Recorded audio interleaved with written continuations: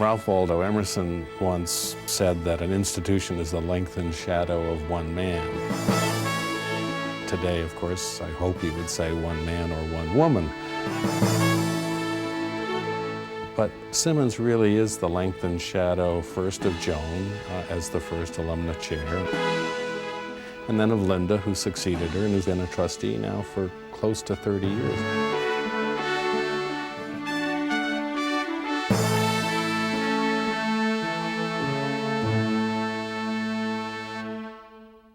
I went to Simmons because a friend of ours was a librarian in Amherst, Mass., and he thought I should be a librarian.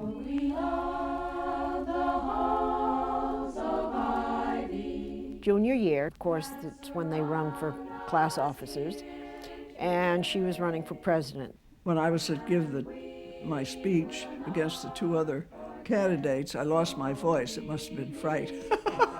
Someone read it. I still got elected. We knew she was going to be a leader even in those days. In the English department, my freshman year, I had Larry Langer. A vivaciousness and enthusiasm, an absolute passion for learning. And I can remember walking out of his classes, and we would look at each other and say, that was amazing. Yeah, she had this kind of internal spark and knew how to ignite it and to keep it lighted and to keep on going. And that's exactly what she did. Throughout Simmons history, women in the undergraduate college and women and men in the graduate schools, Simmons students like you and like me have come here to open their minds and create a better future for themselves and for others. When I was a student, there wasn't a woman who was head of the corporation. Having Joan assume the chair of the Board of Trustees at Simmons, I think, was probably one of the most historic moments in this college's history.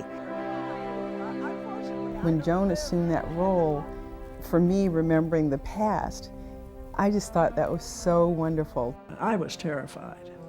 I didn't want to take it on. They'd never had a woman. But Bill Holmes twisted my arm. She was a magnificent chair. She will listen to the conversation, and she will ask the very question that will move us ahead.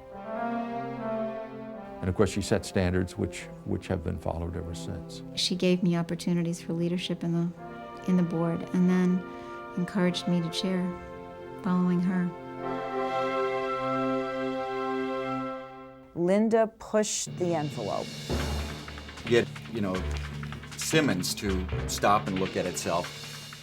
And I remember that one of the first board meetings that she chaired, at the end of the meeting, she turned to us and said, now I want to benchmark how effective we are as a board.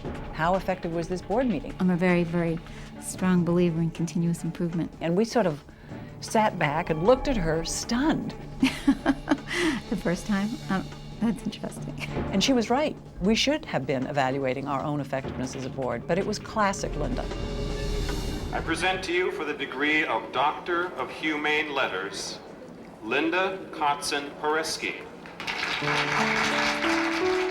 Linda's great strength for us, among others, has been to help us develop strategic partnerships and alliances. For your invaluable work on behalf of Simmons College. And to connect Simmons to a world we wouldn't be able to enter without Linda knocking on the door and then opening it for us. The Committee of 200 is probably the most influential women's group in the nation. She has introduced the Committee of 200 to Simmons and really to the School of Management. And for bringing respect and recognition to your alma mater as this distinguished alumna. That's brought the college attention and publicity. Dr. Shelley Goodgold, Associate Professor of Physical Therapy at Simmons College in Boston, conducted the study. Zachary Abuza is an Assistant Professor of Political Science at Simmons College. Simmons Graduate School of Management in Boston is the only business school in the world that's designed specifically for women. We once did a study of Simmons in the media, and we found the most common mention was in obituaries. And on a personal note, I had to send a little rah, rah, rah to Simmons College, my alma mater, just down the street. And that's not true anymore. Joining us from Boston is the former U.S. Ambassador to Yemen, Charles Dunbar. Certainly the entire Warburg chair affair. It's very much Joan's idea. He's now Warburg Professor of International Relations at Simmons College. And the effect on the college has been profound. With us now to talk about that, Charles Dunbar, former U.S. diplomat in Afghanistan and foreign policy expert at Simmons College in Boston. Joan has given us a voice in international relations that is larger than it would have been by far had she not done what she chose to do. It's brought attention to Simmons. I have the students come up to me and thank me for this. They say it's the most wonderful thing that ever happened to them. And so it's very gratifying.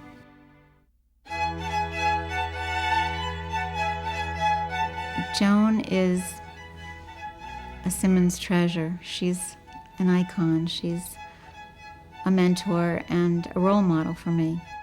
I don't think I'm that good to have been a mentor, but I'm just older.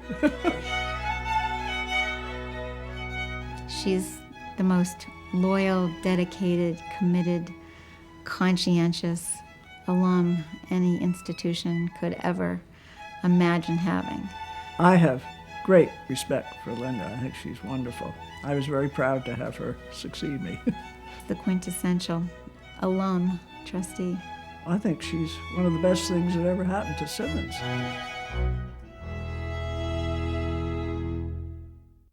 We have several firsts.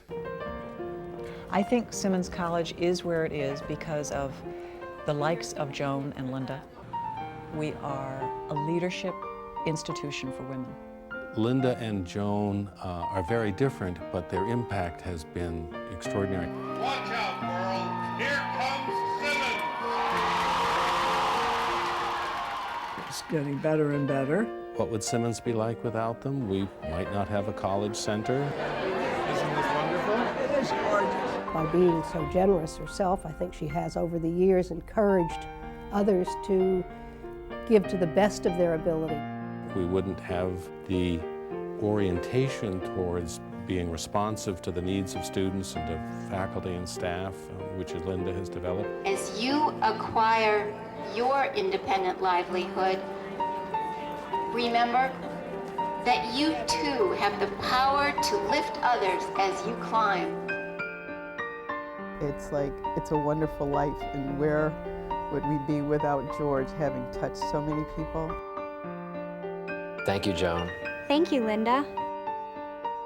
There were many times in the course of my career that I was uniquely challenged.